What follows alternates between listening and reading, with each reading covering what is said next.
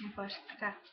Сега, и ти си човек, но ти си мислиш за голяма работа, защото можеш да пееш косата ти бъдесно. Не, това изобщо не е вярно. Оля, направо не знам как ли се държиш с родителите си. Разгледах ти Аска и какво толкова ги плюеш хората, които ти казват гай неща, все пак не си идеална. Никога не съм казала, че съм идеална. Какво ме гледаш така, бе? Не съм казала никога, че съм идеална. И не съм плюла хората, плюя само тези, които ме плюят, защото не мога и така, защото и да ги гледам. Стига, бе! Не мога и така! Стига! Какво ще си? Какво?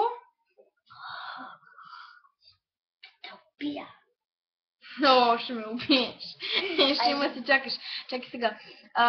Плюс хората, които ти казват гай неща, все пак не си идеални. Какво толкова, че някой е написал Масълко, а не с А? Ами, това е правописна грешка, той се правеше много велик. Обясниш му обаче кой беше неграмотен той. Не той, ами някакъв там друг. И Тя беше...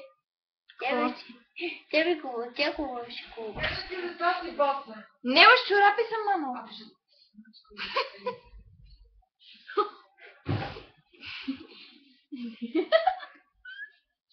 Мама ще ме смачка. Ето виж как се държи с мама. Много добре се държи с родителите. Мамо, как се държа с тебе? Ужасно. Марянча. Защо? Не, защото е дълго, аз съм такива години. Много решо. Не го духай сега. Добре, стал, че ме само да кажеш, че Чао.